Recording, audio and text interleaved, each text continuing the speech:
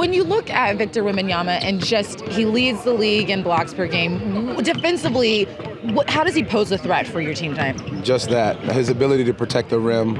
At times he's able to get out, sit down and guards a little bit, but just his ability to anticipate when shots are coming, whether that's on the weak side or if he's guarding you one-on-one.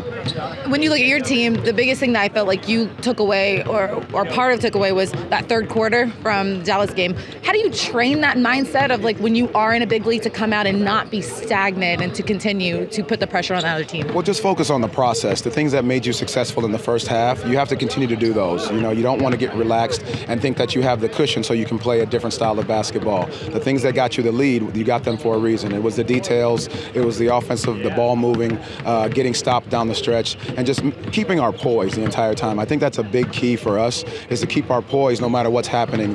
Basketball is a game of runs. There's going to be situations that happen within the game that you got to know that you've prepared for, and our guys are going to continue to learn that in that area and grow.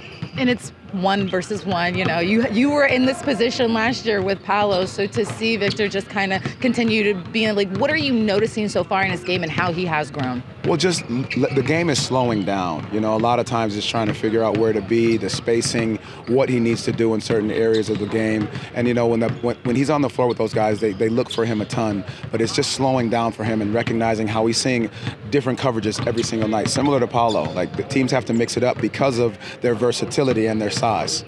Last 10 to 15 games, you guys have been one of the best in the league at preventing fast break points for the other team. What do you attribute that to as far as your transition defense? A big portion of it is us taking care of the basketball, the right time of shot, when guys know when that shot's going up. We've done a very good job of crashing the glass.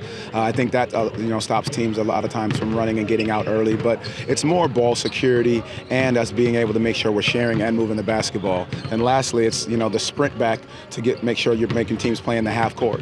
Tomorrow night, obviously, the All-Star reserves are going to be announced. I know you're optimistic about Paolo. How excited will you be to hear his name called? I think we will be so excited for him. I think that's such a great thing that, obviously he's in the conversation. To me, he's deserving of it and should be in that spot.